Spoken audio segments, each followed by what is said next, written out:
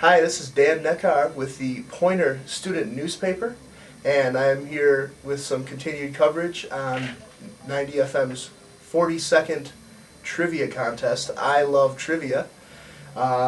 Just trying to find out more about the contest, and I'm here to find out about some of the history of the contest with Oz, or as he's sometimes known, Jim Oliva.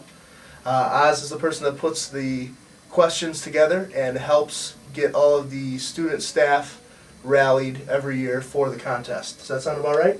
Sounds about right. Okay. First question I wanted to ask you is, I know that trivia doesn't have any real prizes other than trophies and the bragging rights, really. Bragging rights, right. So, exactly. What do you think makes it so special that people want to come back? There's no cash prizes, there's no, you don't win a new TV or anything. What keeps bringing people back every year? I think the camaraderie with their friends and being able to try to answer the questions.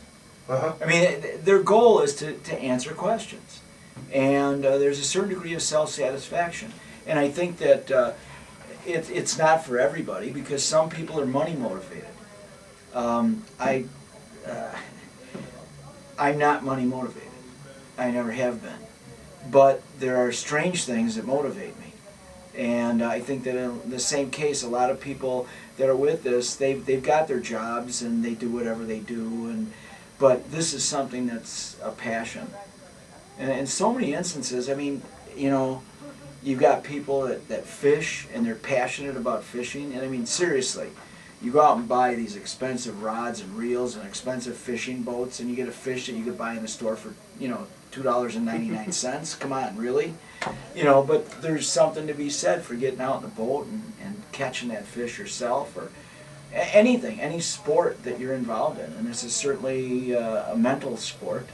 Uh-huh. You got to be mental to play it, or be So you think people just genuinely like it, and it's just they're passionate about getting together and just truly putting time into having some fun, getting away from work and all that for a weekend? You bet. Okay. Now you put all the questions together. It's you and Jim? John Eckendorf. I'm sorry, John Eckendorf? John Eckendorf and I spend the better part of 3 months working on this. That's what I wanted to ask. It takes about that long, huh? Yeah. We work pretty much every Saturday and Sunday from January right up till this past weekend. Okay. What kind of topics are covered with the questions, and are there any topics you kind of try to stay away from or especially hit hard? Well, we don't. I don't put questions on from soap operas, daytime soap operas. I never felt that they were worthwhile. But television, movies, commercials, radio commercials, newspapers, periodicals, print advertising, books, comic books, music. Pretty much anything like that. So is there anything off limits that can't be in the questions? I try not to, well, we don't take questions from, that are just sexploitive type question. It's stupid, I intend this to be a family contest.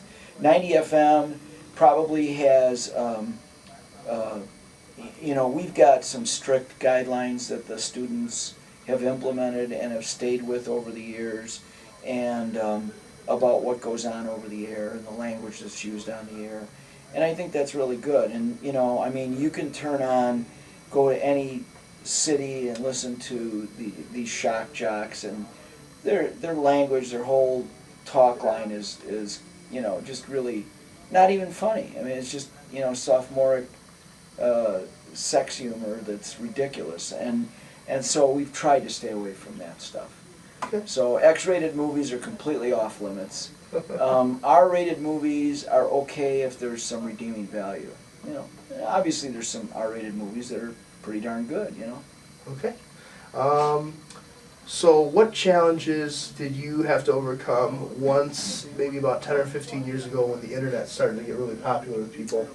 Well, that's interesting, because 17 years ago, I had 7 weeks in my house at home playing on the internet. And at that point in time, my evaluation of it was, something's got to change or nobody's going to use it. And because at that time it was all text. It was all, Unix based. And, it was interesting and you could communicate well, but everything was typing. Okay? And then when the GUI interfaces started coming in, that's when it actually started taking off.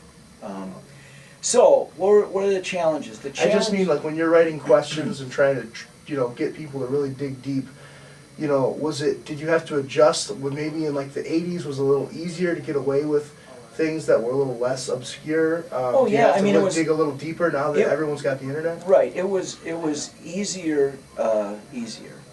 It was more difficult to write the contest 15 or 20 years ago.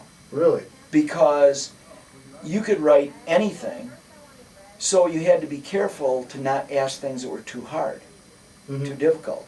Now, there's no such thing.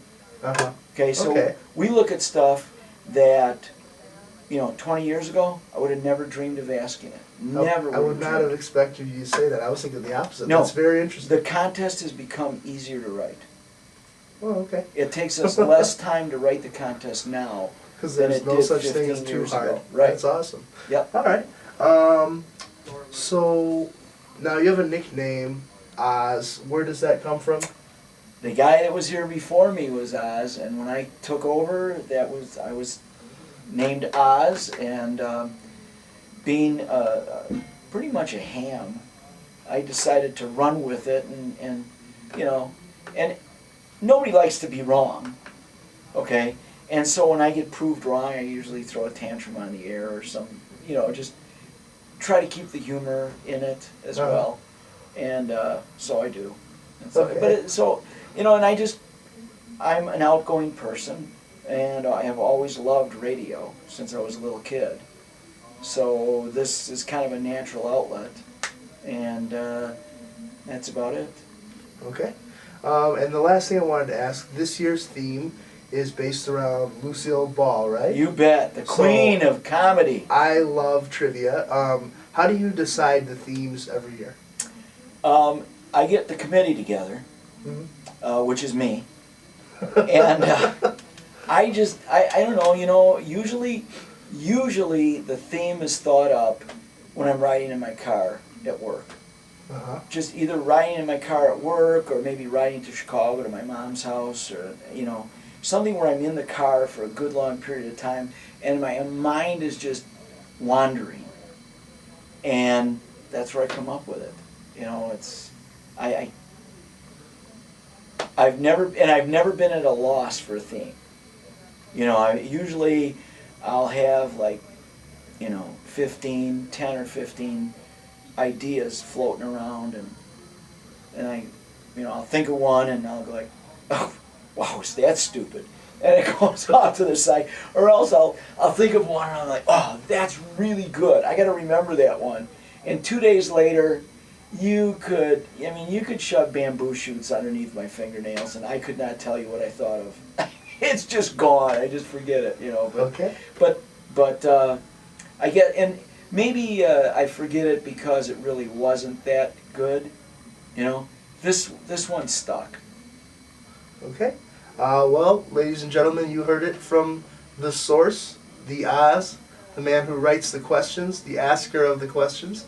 If you'd like to find out more about trivia or 90FM, the station as a whole, you can go to www.90fm.org. I'm Dan Neckar with the Pointer Student Newspaper, and remember, you can stay tuned to the Pointer for updates on all campus events.